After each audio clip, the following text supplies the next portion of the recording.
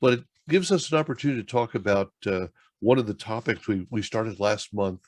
And I'm happy to see that Larry Wood has jumped in here because he has an experience that I think you may want to hear. But primarily, Tim Pozar, and with a little help from myself and Mark for us, we want to talk about IT security. We want to talk about the first step when you start to look at a site. Maybe you've just built it.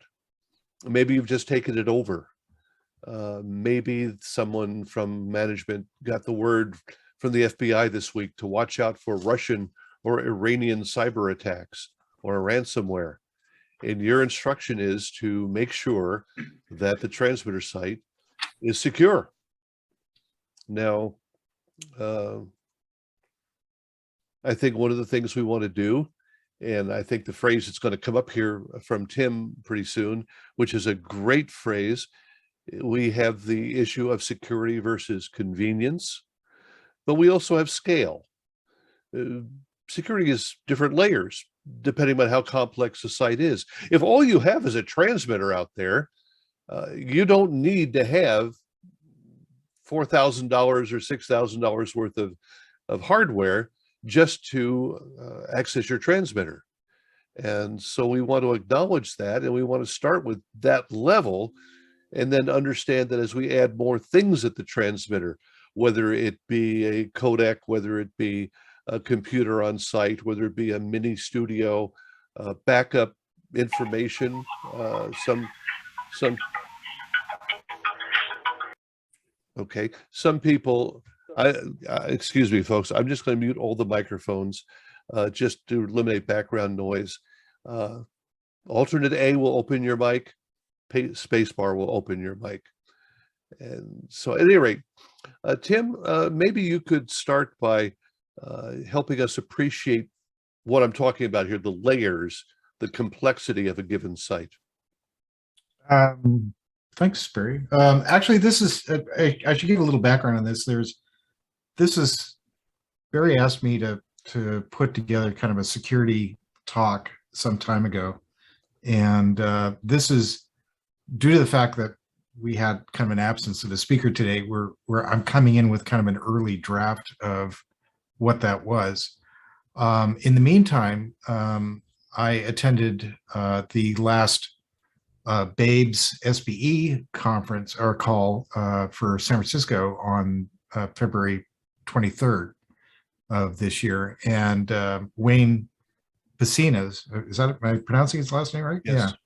Yeah. Presentation on protecting my broadcast station from cyber security attack threats was actually quite excellent. And if you get a chance to check that out, I highly suggest it. His scope of the talk was basically trying to manage this, trying to kind of objectify and get your head around what you need to be doing on a for security on a kind of a top level down approach. In other words, what things are you trying to protect? Who should be having access to it? All of these things that really you need to sort of identify before you start even worrying about the implementation, because that's going to drive the implementation. I always said in previous companies that I have that you always have a business or marketing requirements document, and that drives a feature requirements document, and then that eventually drives the engineering or implementation requirements document. So you need to come from the top down. In other words, what does the business require to keep operating? And that could be everything from failures that can happen, and that could be adversely affect the operation or the survivability of a station or an operations. Or it could be exposure of sensitive data, such as credit card information, or what's called personally identifiable information, or PII. All of these things are risk exposures that a company has that really need to be identified before you can even worry about, we need a firewall and we need these sort of things locked down. So anyway, go back to Wayne's talk. It was quite good. At the end of Wayne's talk last February, a couple of weeks ago, I guess, not that long ago. We had, and I don't know if Larry is up to talking about it much, but Larry talked about an incident where KQED was basically a victim of ransomware, and talked about how they sort of locked things down, how they responded to the incident, and then how they locked things down. And I know Larry's on the call. I don't know if he wants to be sort of like dragged into this at this, into this I don't meeting. mind making a few brief comments. Okay, thank you, Larry. I just sent him a note in the chat about that. And in a way, Tim, what you're saying, if I could almost give this illustration, it's the same as building a studio. You just don't say, I'm building a studio, bring in the console. What console? Right. What screens, what's your air conditioning? All the things that you need to do, you need to plan. And this is one of the things that's often for a transmitter site, IT is not planned, either because there's an IT department that's going to do their own thing or won't do their own thing, or there's just inexperience. Well, we are moving from the days of actually being an RF and broadcast engineer to being IT people. I was building video servers for Telemundo about 10 years ago or so, and this guy named Don Reddy, who was the engineer there, he says, we're not broadcast engineers anymore. We push bits at this point, and so we have to stay on top of this sort of thing. And I'm sure people have already heard this plenty, that with connecting to the internet, with using things that are want to connect to a network, we have new exposures and we have new engineering that and skill set that we have to learn and implement. So yes, we have to make that transition. And to the point about building a studio, yeah, I could build a regular broadcast studio just with a mic and a couple turntables, if anybody wants turntables anymore, and a console and a little 5-pot console or something like that. But if I actually want to do something that it can record, I have a voiceover booth because I have that requirement. All these other sort of business requirements, those need to get planned before I even start thinking about buying gear. And so Wayne's could talk about that. I highly suggest if you get a chance to see that at some of the location, please do. And it's kind of a security 101. My points that I started working with and started writing this down is kind of a security 102. It kind of leverages off of Wayne's talk. And Jeff's comments too. Jeff pointing out that Shodan shows many sites open, especially the big one we knew about for years, the barracks boxes, and many transmitters as well. So they're wide open, and maybe this would be a real good time to fork off for just a second to Larry, why security is so important. Well, security is obviously important because your systems can be brought down, and then you're really no longer able to do your job unless you're very lucky and the systems that are attacked aren't directly related to your being able to broadcast. Now, KQED was hit on June 15th of 2017, and it was the studio. The bad actors basically got into the Active Directory. I heard that we think that they did some sort of a phishing scam to get a password in order to get access into the network. And from that point, they were able to get into any computer that was on the Active Directory at KQED, which included our Dalet automation system that we basically use for news and production. Our on-air system was an older Dalet system, and that was not on Active Directory, and so that did not get brought down. So we were really lucky that all continued working. But everything else what basically came to an end, because the first thing that IT did was they basically went in and turned off all of the switches in the building. And at that point, nothing was connected to anything. We still kept the switches that were connected to the Dell-ET on-air system going, but we didn't have phones. That included our business system. We had an older Telos system that was on the air, so the older Telos system was not affected. But of course, we were getting traffic reports via IP, and there was a lot of other stuff that was going on. Some computers were affected, like importers were affected. The Nautel importers were brought down, but our Harris importers were older, so they were not part of Active Directory.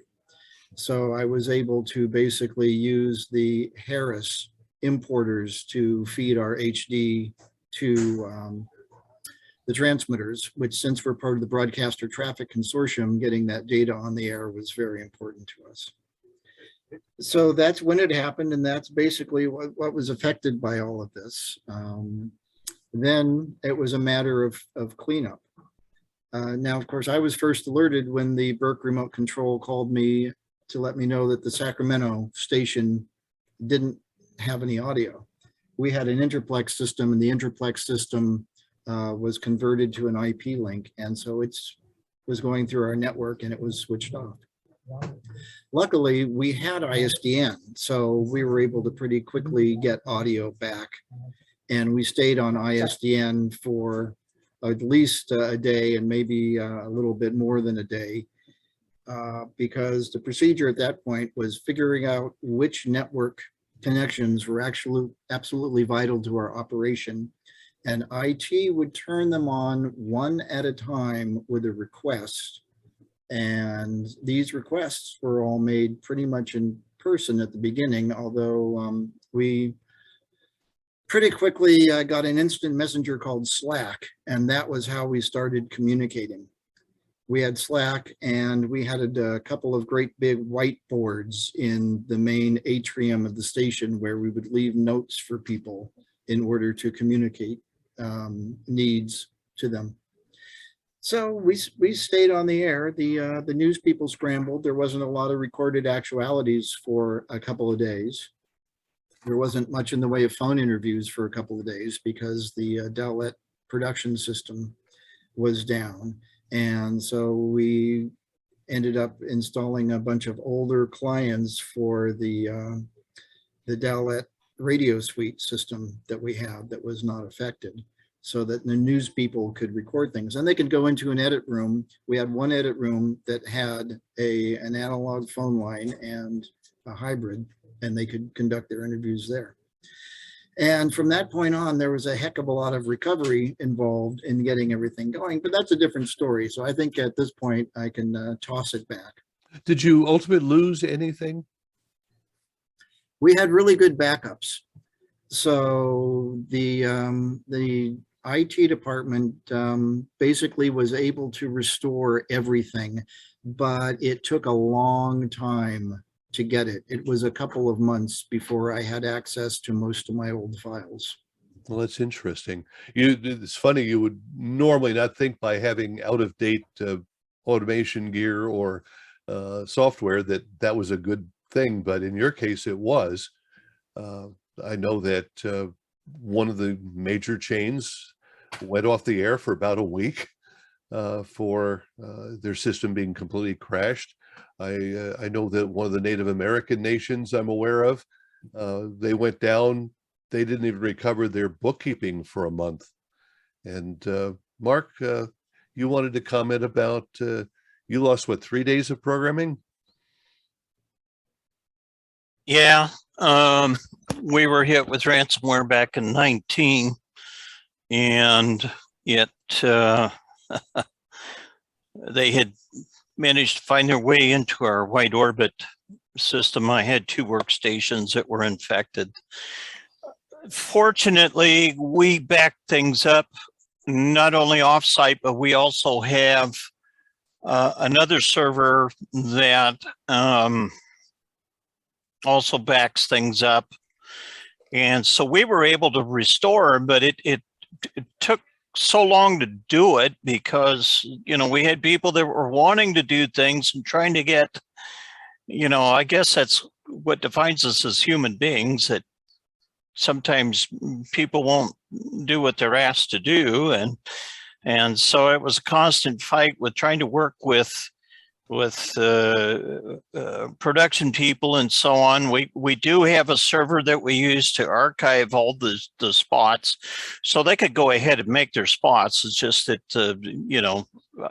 once I had things restored in wide orbit, then they were able to cart them up and have them ready for playback. But it was a real mess, and it did show it did open up some vulnerabilities that we had. Our IT folks were really good about patching things up, if you will, and locking things down. And we too, like Larry, we had somebody in the system. And in fact, our IT person gave me a call one evening and said, I'm watching somebody looking at poking around in your system. And I said, why are we watching him poke around? Why don't we cut him off? Oh, I just want to see what he's going to do. Well, that of course didn't set very well with me or management, but nonetheless, people will exploit and find ways to get in. We're not sure exactly how this all even started, whether it was an email, a phishing email, or something of the such. But I know when it hit. And of course, the immediate response at the time, once we realized something was wrong, was start pulling plugs on things. Did you know where they came from? China. China. Mm-hmm. Did you end up, I assume you did not pay a ransom? No, we blew the hard drives out. In fact, we replaced the hard drives, which actually was a blessing in disguise because we wanted to put solid state drives in anyway. And these were the older mechanical drives. So we said, you know what, let's just put new drives in and we'll just build from scratch. That's a good idea. There was a chain down in Delaware, I guess it was, that got hit with ransomware, and they knocked it out for a week, got back on the air with the same hard drives, and 30 days later, 60 days later, guess what happened? They had it again. Sinclair, as we know, was hit really bad with ransomware. In fact, it's still bad enough that the local Sinclair station here has no phone system because it's all VoIP, and they're still trying to restore that. Wow. So if I have to call somebody in master control to let them know I'm out at the tower site, I have to call them on an analog line because they have no VoIP. They're just about got things all put back together, but there's just a few loose ends that they're still trying to work on. I have a related question. Bert Weiner here. Hello, Bert. And the question is, what about these hackers, if you will, or where they go in and they actually install software or a program, if you will, in a like a BIOS or in a printer or something like that? You have to blow out your printers, you have to blow out everything in the place. Tim? Well, I think I haven't seen, at one point in time, there was an exploit for the old HP printers. I haven't seen that as much in this point. Typically, these get discovered and you will get firmware from a manufacturer like, HP, or they may try to exploit the Linux operating system in the kind of out-of-band computers that you have for servers like IPMI or Drax or whatever. And those firmwares will get released pretty quickly after a 0-day gets exposed. So all the more reason for you to, and what I'm sorry, what was his name? Wayne was suggesting is tracking CERT and various other security alerting missives that you can get, and constantly be tracking those to see if they apply to any of the equipment that you have on site. Tim, in your experience, then would you say that Mark is right in that it's critical to get rid of all hard drives and other equipment that got hit? No, I mean, the hard drives, I would just format them down to bare metal and then put the operating system back on. But and I'd be kind of curious from Larry, that how do you know when the virus got propagated, or once it got landed on the system, that virus didn't get backed up to the backup systems? Did you have to sort of figure out when they showed up and then take backups from previous to that? Or I don't really know the exact answer to that question, but I do know they were able to figure out which backups were clean and which ones weren't. Basically, a file got installed, parked on every computer on Active Directory, and then the ransom was then used by activating those files on those machines.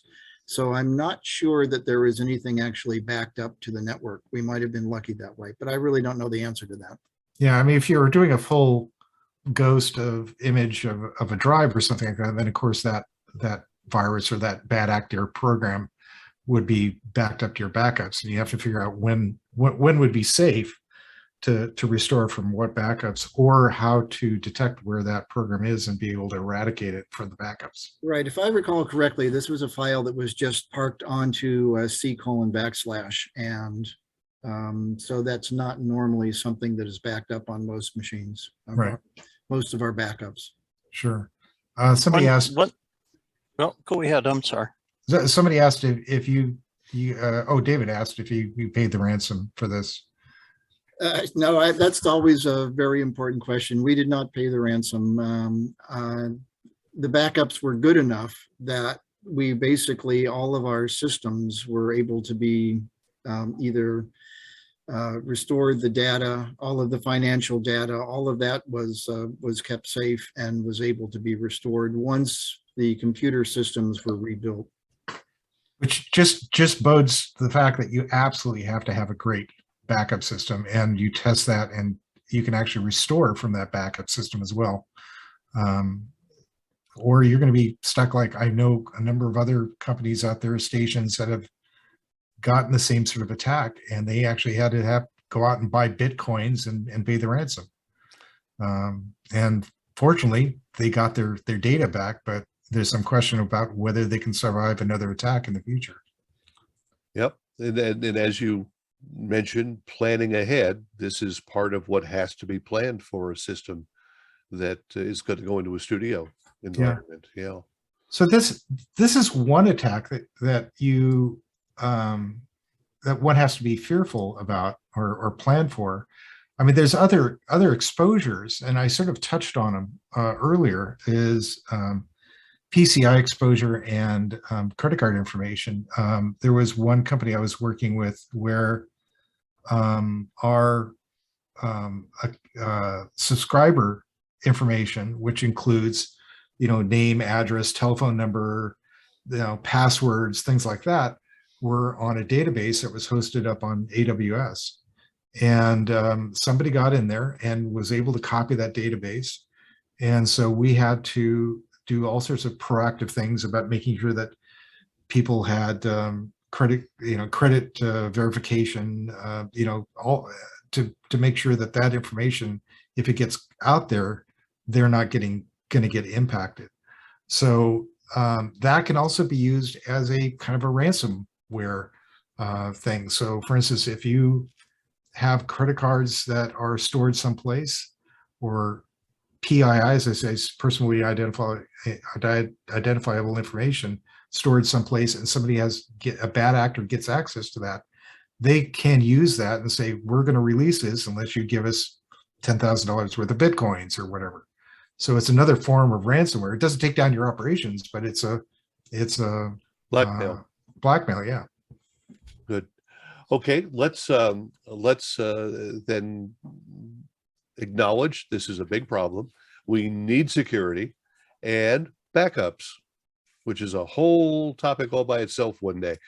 But now let's, yes. I was going to mention the one server that we have that backs up is a replicator server. For some reason, my mind went blank when I was trying to mention that. But that unit actually really kind of saved us as far as getting all the system information restored on our automation. And then another thing that I need to mention, and I know a lot of automation companies do push this, and especially now, is keep your automation systems on an island by itself.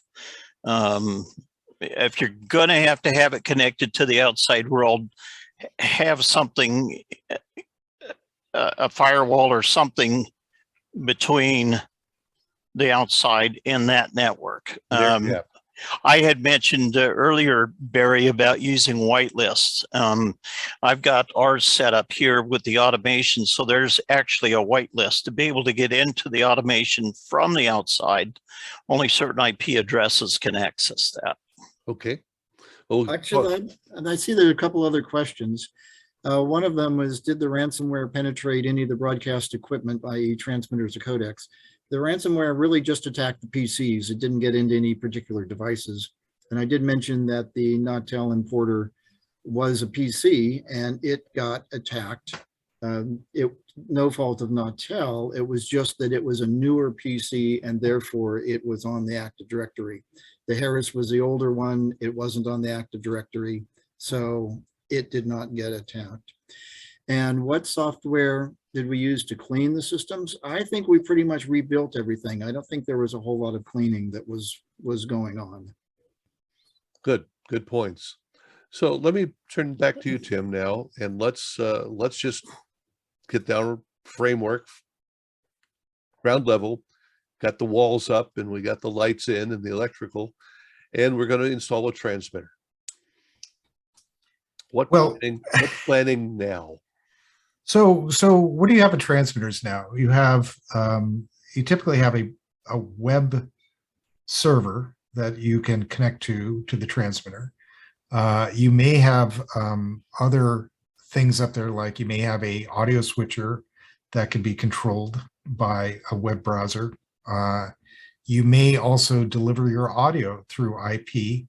In some cases, you may have your old analog, STL or digital STL running at 950 and such, but you may also be using ISM band, 5.8 gigahertz or 2.4 or whatever, and being able to ship audio up there using things like Barracks boxes or Telos or something else like that. So all of those are devices that have exposure or can have exposure, because right now the internet is a great way of sort of going out and attacking from pretty much anywhere in the world.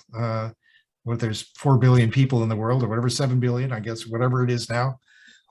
Each one of these people can be a bad actor, and so long as they have an internet connection, they can try to knock on your door and see if it's unlatched.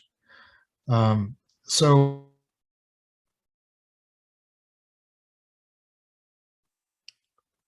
I think Tim just froze here for a second, or at least he has done so on my computer.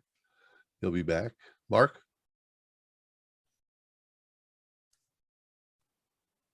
You're muted, Mark. I was trying to find the button. Transmitters are not infallible either to viruses or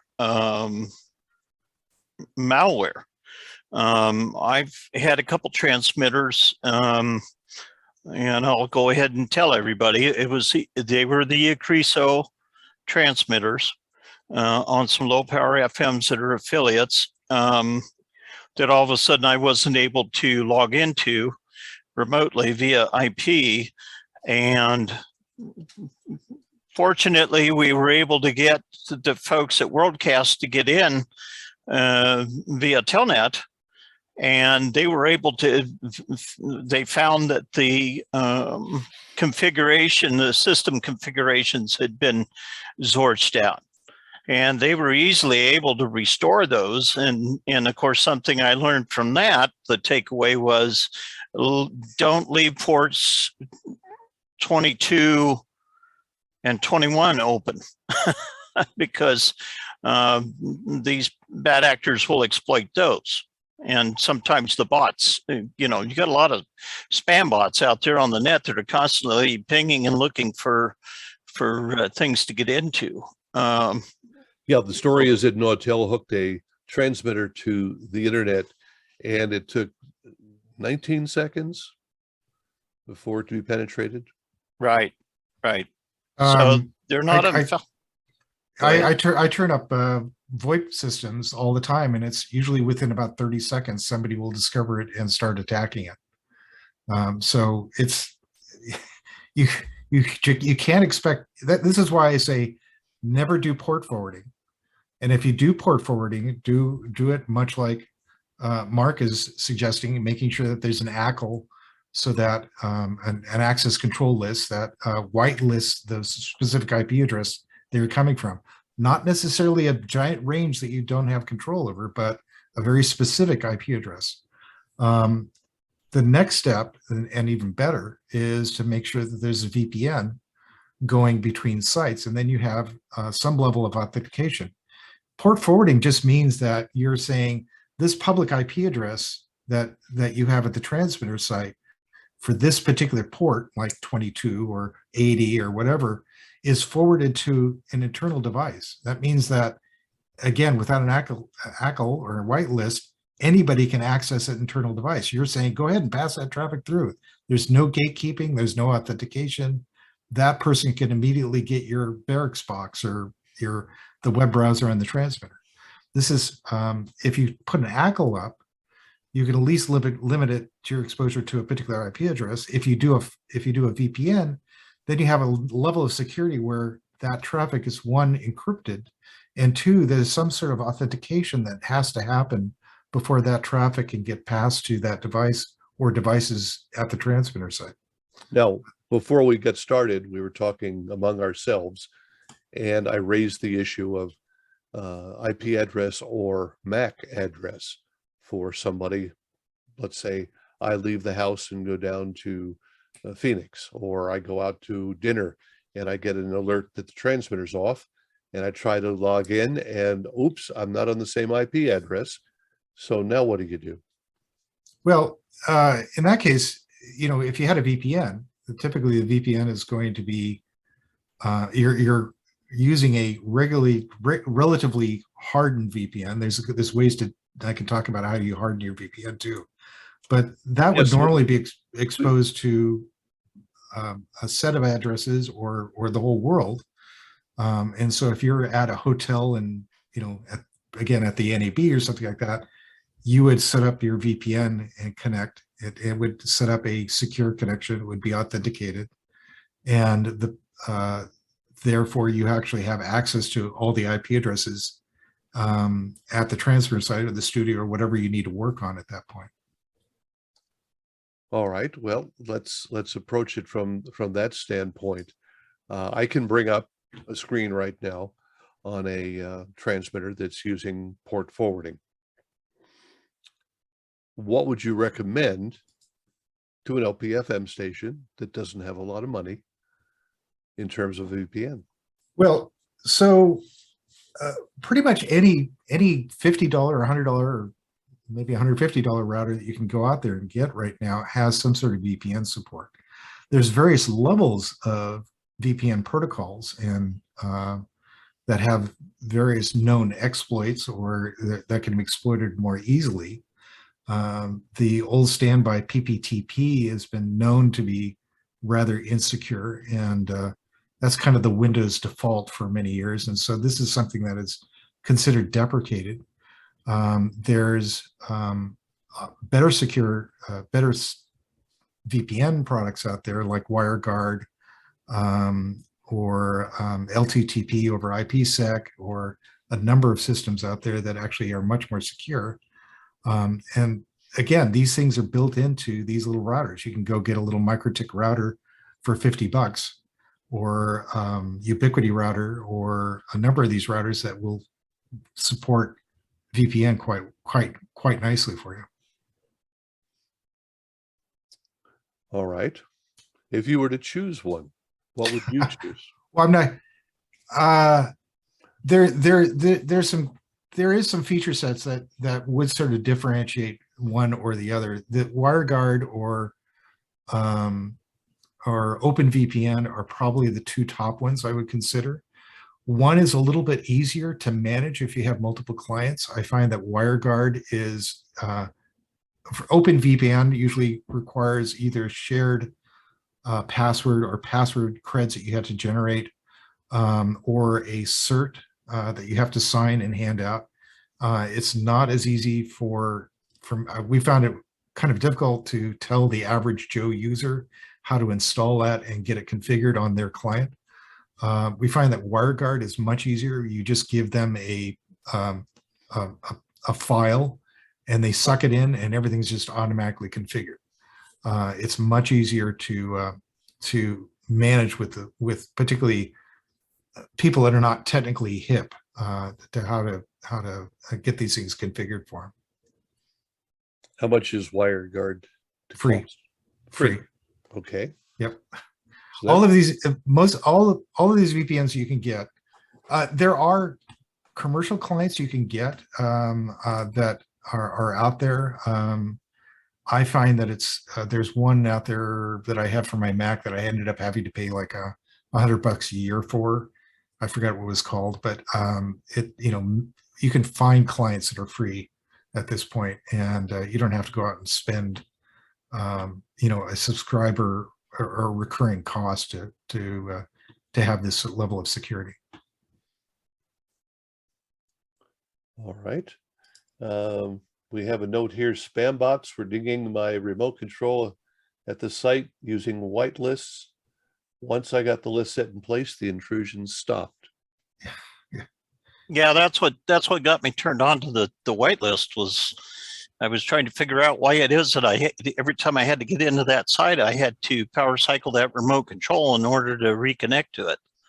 And a good friend of mine said something about a whitelist, and I thought, oh, yep, that's right. And we use Ubiquity Edge routers for all our sites.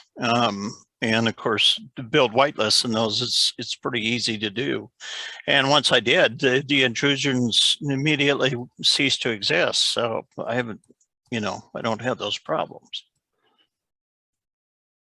Well, that makes a lot of sense.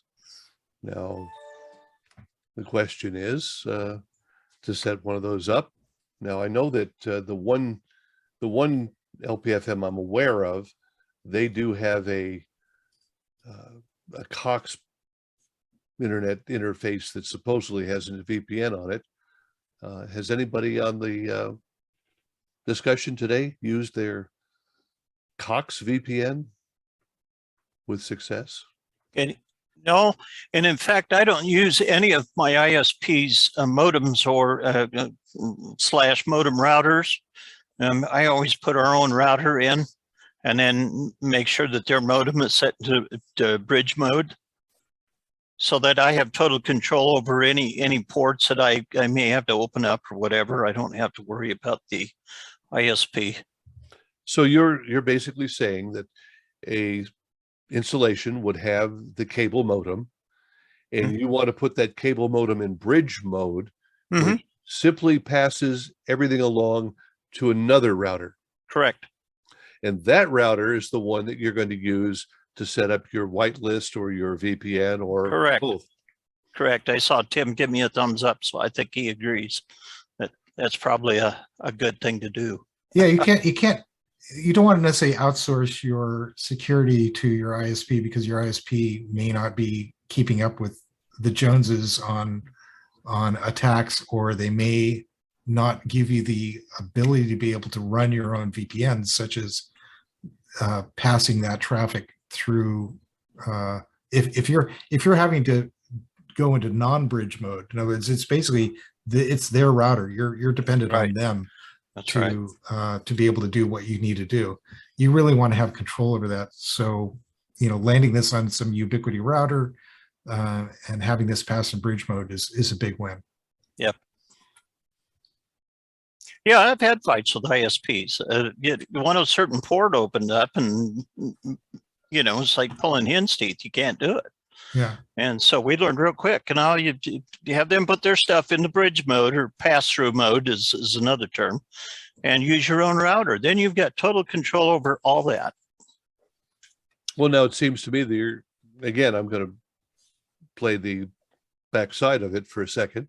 If you go pass through now this router, and you're going to open the ports, or you do port forwarding, it's the same thing as doing it, except you're doing it with a cable modem. Yes, but with a cable modem, you don't have the ability to put any kind of whitelist in or ACL in place, so that you can limit who connects to that modem, because again, you're at the mercy of the ISP. If you got your own router and you go ahead and port forward, and I do port forward at all my sites, I have ports opened up, but that's why I have whitelists. Okay, That's so part of the reason. Yeah. You're also double netting too. You also have to have a router that will do that. Correct. And the cheapest Linksys or Cisco should not be considered. Yes? No? Well, correct. no, but Ubiquiti's the little edge router X's, which which are $50 or so. No. They're a lot more than that now. Well, okay. When they originally came out, before they were before about COVID, $50. Yeah.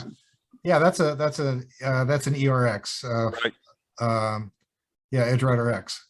The only downside I found with these things is the flash memory on these things tend to get corrupted. So I've had to go to the well, I don't know what the cost now, but the $150 or $100 ones, which are the ER5s or ER5 Pros or the ER4s or 12s or whatever. And I've had better success because I've had these where I've had 3 of those guys where the flash gets corrupted on these things. So it's better just to spend the $50 more and get the better box. Good to know. Good to know. But it's not for the faint of heart. I think, Barry, your point too is that even the edge routers, you can there's a lot of GUI on it, but there's much more that you can do with the command line on the edge routers. Is the one you're talking about? That's the Edge Router 5. Yeah, that's now you're not going to find that. It says currently unavailable. Ubiquiti has the same supply chain problem as everybody else at this point. And so these things are going for, if you find them on the net, just like Raspberry Pis. Raspberry Pis were like $50, $100 at one point, and they're like $250 now. So it's going to be hard to source these things at this point. Hopefully, Ubiquiti says that this is going to get worked out in 2023. So we're talking about another year and a half or so. So what would you suggest someone buy if that's what they need to buy one right now? Well, that's a good question. I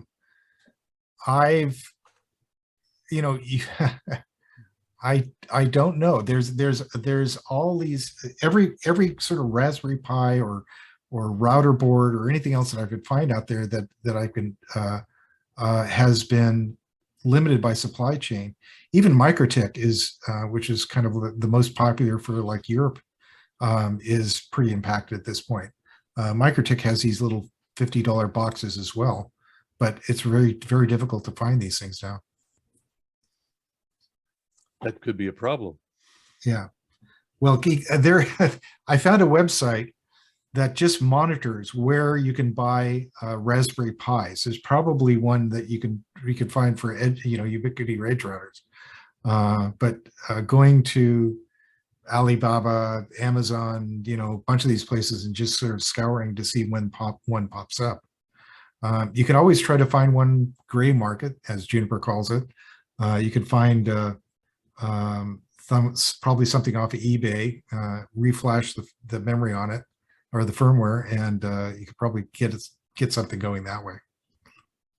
I had here about a year and a half ago, I had bought like 3 of these edge routers. So I've got a couple spares sitting around. So if I have one that fails, I'm not going to be totally dead in the water. The nice thing about these routers too was the fact that you could essentially program it up and then back up the configuration. And then if you had a router go down, you could actually restore the configuration for that router on another router and get you back up and running in no time. We use a program called Oxidize, which goes out and crawls all of our routers and switches and such, and gets the command lines every 15 minutes or every hour or so. And what it does, it checks it into a version control system called Git. So if somebody makes a change out there, I can see what the change was, who made the change. And so if it was a bad actor or something like that, I can see what happened. Or if somebody says, oh, I needed to add a whitelist or to my ACL, an IP address, we can see what got added and then make note of that. This works really well, particularly if you have multiple people working on a network. The nice thing about that as well is that everything gets backed up. I had, again, one station I was working with, they borked a firmware upgrade on a MikroTik. And because I was running Oxidize, I had a very current version of the config already checked in, and I was able to give them, this is your config that you need to paste into the box once you get it back going. And here is to show just what you were talking about price-wise. Yeah, so those are normally, well, yeah, it's like 50. These are normally $50 boxes. And you can see that they're charging $100 or $152 or whatever. Yeah, those are COVID prices, folks. Yeah, because he's right. I mean, you could buy them for $50, and so it was real easy to buy a half dozen boxes. It wasn't going to break the bank, but now you're paying another $100. So Yeah, that one's pre-owned. So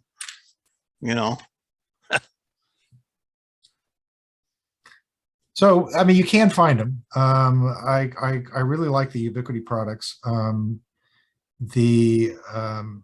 MikroTik is a fave. I sort of alluded to this, not for the faint of heart in some cases. If you're trying to do something fancy, the GUI may not just supply it. You may have to get in there and start figuring out the command line and start configuring it that way.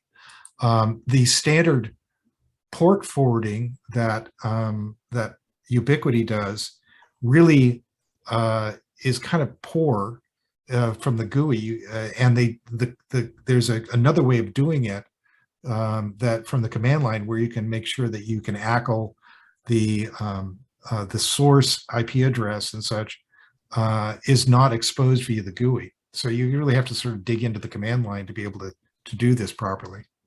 yeah, it's like a couple steps to set up a port forward, and then there is a way to go in and you can actually bring up a whitelist without on the GUI itself. If you set it up as a group, you can actually do a whitelist that way. What I like about the Ubiquities is the fact that they can do multiple WANs. So if you have 2 ISPs coming into a site and have one as your main and the other one as your backup, and this is where Tim talks about you have to get into the command lines and really get things figured out. But I've got all mine set up so that if I lose the main ISP, the backup ISP will immediately fail over.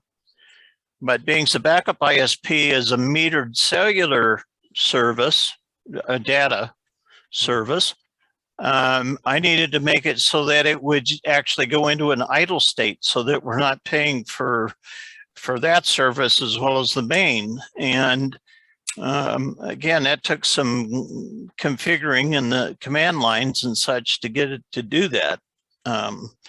But they work exceptionally well.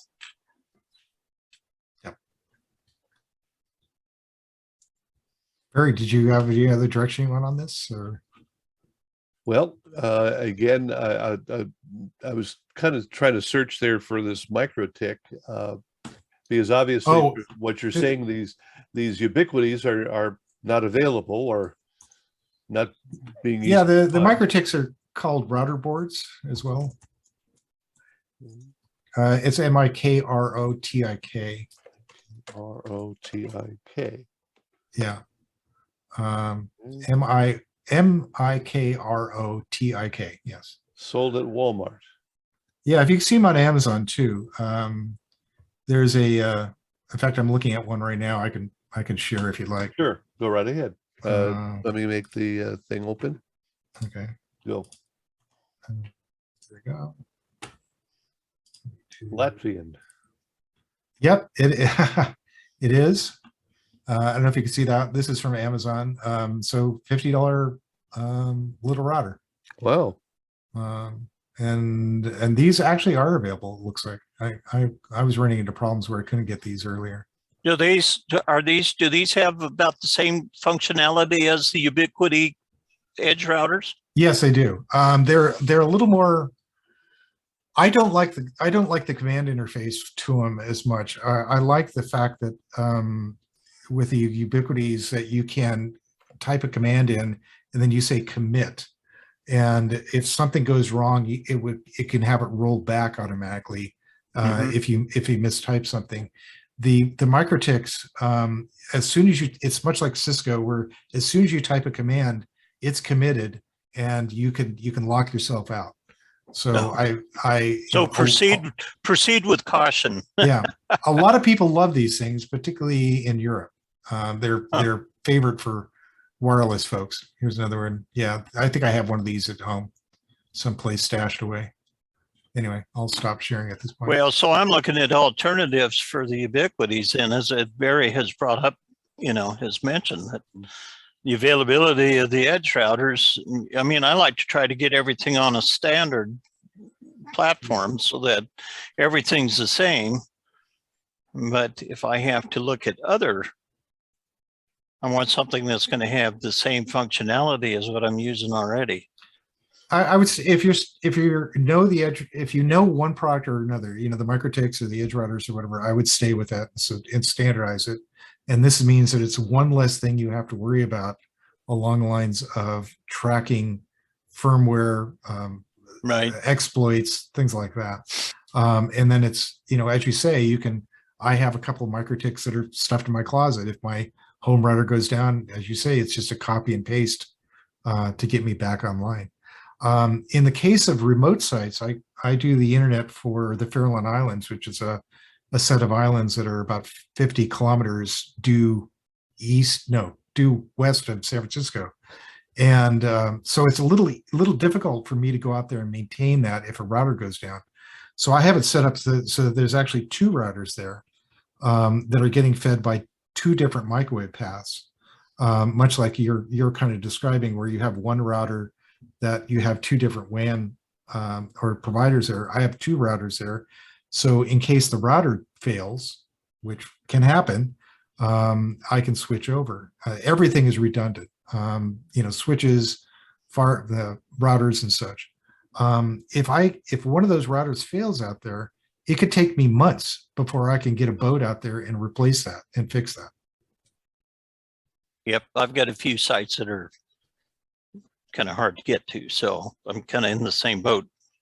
There was a radio station. It was an FM station up in Tacoma that I used to take care of, where in the wintertime, the only way to get to it is you would drive so many miles to a place, and then you take a snowcat in, then you snowshoe in or cross-country ski in, and then you dig a hole into the top of the roof and then climb into the transmitter site.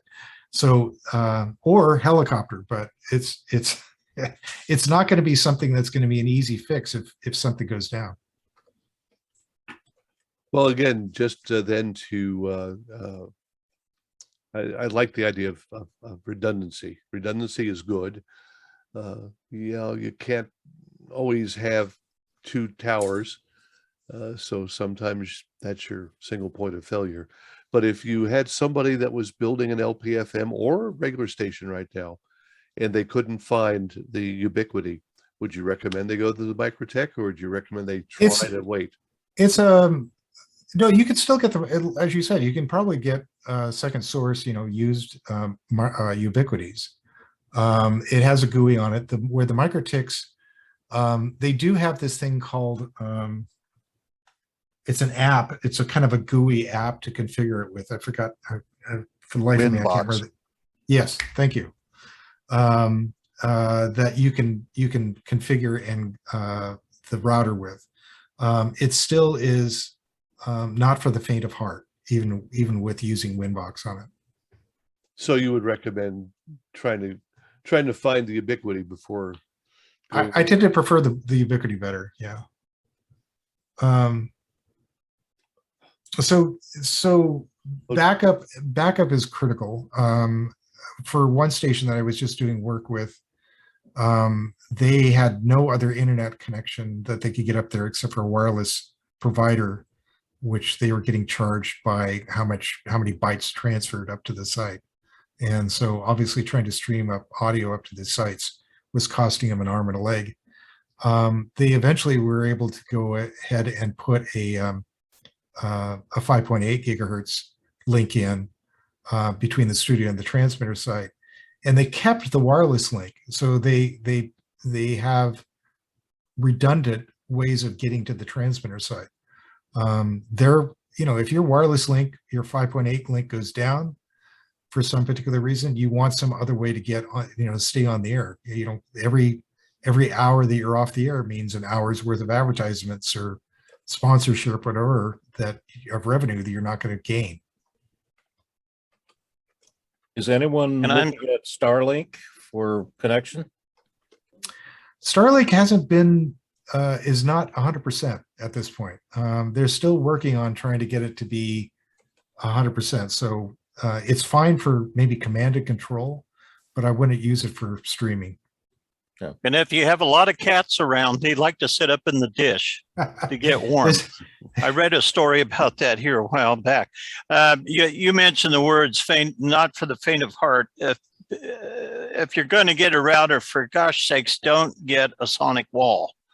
If you want something complicated, we have one for the main office network here, but somebody else administers to that. I don't have to take care of it, but it is complicated. So, and they're expensive.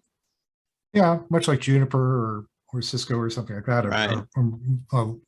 Their routers. I mean, I can go out and get an SRX router for probably $1,000 or $2,000, but you're gonna have a learning curve. You're gonna have to get somebody who's well versed in that product to maintain it.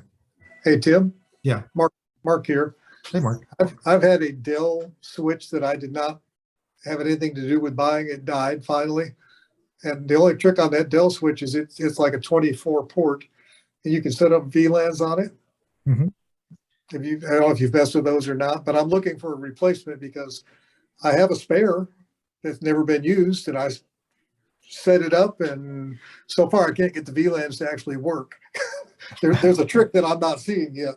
Well, we could talk. We could certainly talk afterwards, but there's a number of companies that will make switches that support VLANs if you want. I just need a real basic switch, but VLANs. That's all I need. I don't need a lot of other stuff at this point. Netgear makes some nice switches and such. You can even find used Cisco and various other switches. TredNet. Yeah, TredNet.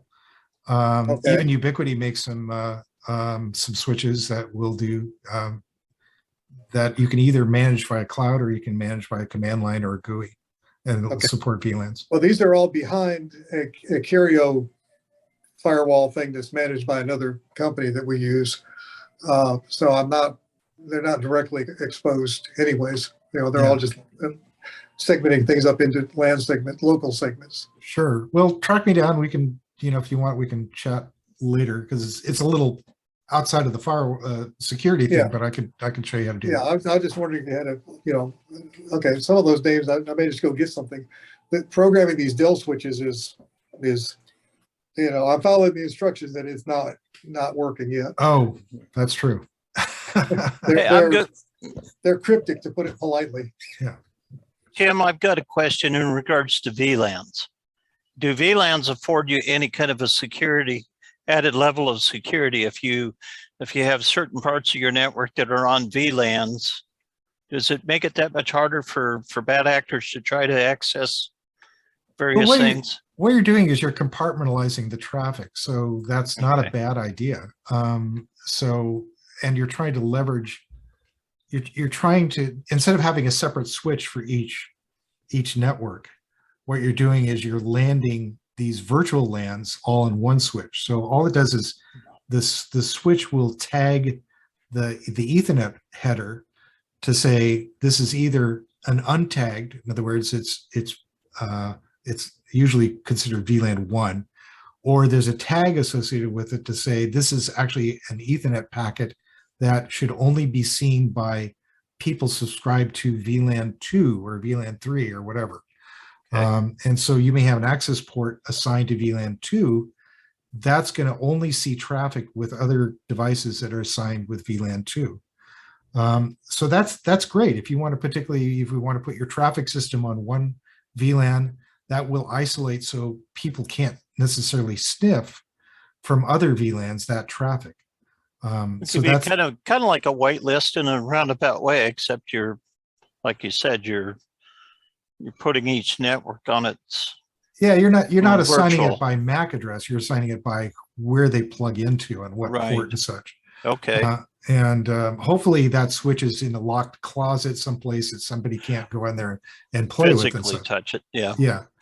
No. But that's a great idea to try to isolate, your studio traffic, your financial, your billing traffic, the transmitter site, whatever else you want to try to isolate between each other. Nice. Okay. We hit about an hour here. Some folks have to move on to get their day finished, but we still have room for questions and discussion here. I think the other point that should probably be made is monitoring and checking. If you're exploitable, I think we touched on this a little bit during the SBE meeting that we had earlier. Was there are companies out there that will test your sites to see if you have ports that are open and if there are ports that are open that are exploitable. So for instance, there's a company called TrustWave.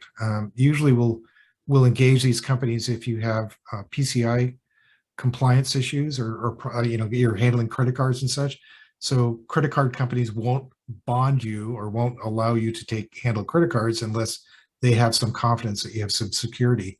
So usually as part of your credit card, broker transaction system that you have, you will engage a company like TrustWave, which will look at the IP addresses for your office and other locations.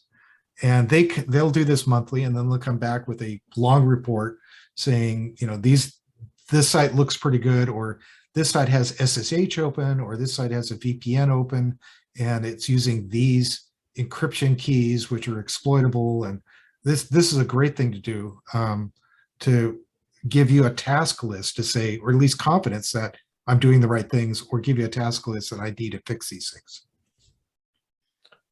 As opposed to the free ones like IP Scanner. Right. It's much more detailed and down in the weeds about the type of things that they look at. And they constantly are looking for exploits. So they're subscribing to the, these like CERT and things like that, and adding those tests to those, adding that to their test harness to run up against you. Okay. Any other thoughts from the field here? Somebody asked about, let's see, it says Kai Linux. I haven't tried Kai Linux as a penetration tester for the network. I've used another thing called Onion, which is not like Tor stuff, but it's another penetration tester that you can go out there and use. There are applications that you can use to do this. I much rather just let it, instead of me trying to figure out and trying to stay on top of what exploits are out there, I'd much rather pay somebody, $10 a month or $20 a month. These guys are really cheap to have them go up again, bang up against my network. Oh, somebody pitched the Aruba switches. I've had pretty good look at those. We just had one go down for one station, actually. It was an infant mortality thing. So anytime you get gear like network gear and such, don't just take it out of the box and plug it in. Take it out of the box, put it on your bench, let it burn for a week, and hopefully get past any sort of infant mortality. If you put this, a network is critical to your operations. If you put this in the field out of the box, there's a chance that this is going to go down at 3 o'clock in the morning and you're going to have a problem. Infant mortality, sure. Yeah.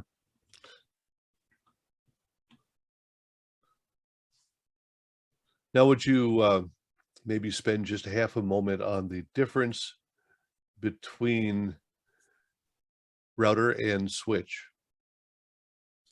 Oh, I hopefully people know that.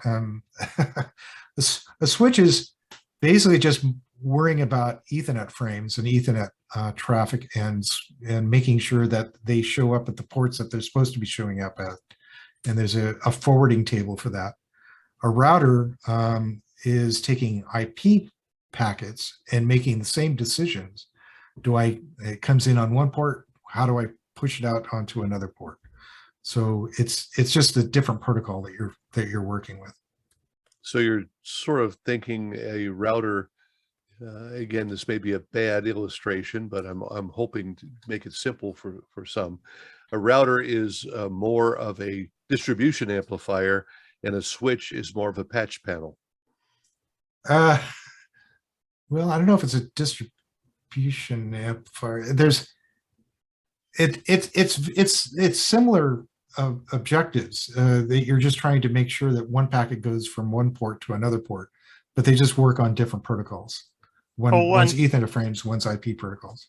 One's internal and it takes for the LAN, and the router is basically, I look at a router as your gateway to your LAN from the outside world.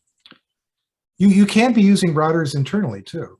In fact, I use a router internally to segment my traffic and be able to firewall traffic between things. So for instance, I want to make sure that only a certain IP address can get to the transmitter side, or only a certain IP address can get to the automation system.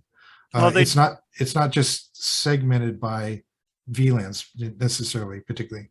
They do make smart switches, I think, that have firewall capabilities, don't they? Yes, you can pass on Ethernet frames or MAC addresses in that case and such, but changing a MAC address is exploitable.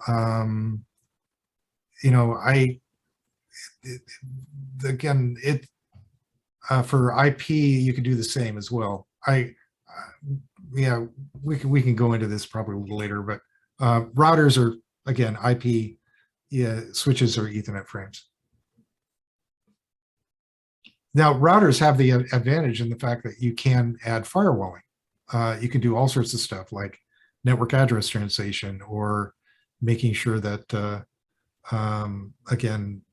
you can support VPNs on it. You could do all sorts of stuff typically with routers, which you're not going to have with Ethernet switches. So you consider port forwarding in a firewall of sorts? Well, no, port forwarding is it's a mechanism within either the Ethernet switch or the router to say it makes a decision. So typically routers or switches will have ASICs, which are dedicated chips, to say, I have a packet coming in on one port, and I need where do I need to forward it to? And you usually want to do that out on the NIC, out at the ports, as close as possible. You don't want to make the decision on some CPU back on the gear, because that's going to slow things down quite a bit and require quite a bit of horsepower to do that. So you're using port forwarding in a different sense this time. Yeah, in routers they do the same thing. They use ASICs out on the NICs, and they look at the IP frame, the IP packet, and say, okay, this is destined for upstream, or this is destined to another network that I have here. It's very similar. There's just usually more feature set associated with IP. Good, good. So what are your thoughts on a domain, using a domain versus IP addresses? So if you set up with a domain and you have domain name, is it as far as security goes, is it any more secure than just using an IP address? You're talking about like a domain controller for like Right, Windows and such? right. Well, domain controllers are a way of being able to sort of like centralize the authentication of logging into a PC. It also does things like gives you it usually supports DHCP as well as other functions. So it's a centralized. The advantage is that you can go to one domain controller and sort of like manage a bunch of Windows boxes. The disadvantage is what Larry ran into, is the fact that it's a good way of propagating viruses and getting into a bunch of boxes at the same time because it's centrally located. So it's I guess it gets into the convenience versus security sort of thing as well a little bit there again. I personally don't use domain controllers for managing our systems, and it's limited my exposure in some ways by not having to use a domain controller. In other words, I'm not as exposed. Makes sense. Thanks. Okay. So there's somebody made a good point. Says, yeah, small operations usually only have one domain controller, and if that goes down, then you're kind of out of luck for a lot of boxes that are dependent on that. Well, we're back to single point of failure. Yeah. A lot of operations have two internet connections, and they have, as you said, two routers. Yeah. Oh, somebody made a good point. Yeah, forgot about hubs. Brian mentions says hubs may be the equivalent of the distribution app. It's not making any decisions at all. It's just saying whatever packet's coming in, I need to shove it out another port. It's not saying this is a VLAN, or does this only need, do I need to isolate traffic or whatever? Hubs are just prolific. Correct. Mm-hmm. Okay. Well, I think it's been a great discussion of IT security today. I think we'll have to have another week, talk about the next step, and perhaps integrating the transmitter site with the studio, or maybe integrating internal IT security with outdoor security, cameras and other things like that. Maybe I'll have a paper at that point. Yeah, yep. A lot of ideas here, and maybe by the time we're done, many of us will not be as proficient as Tim or Mark, but we'll certainly have a clue about what we're doing as we link systems together.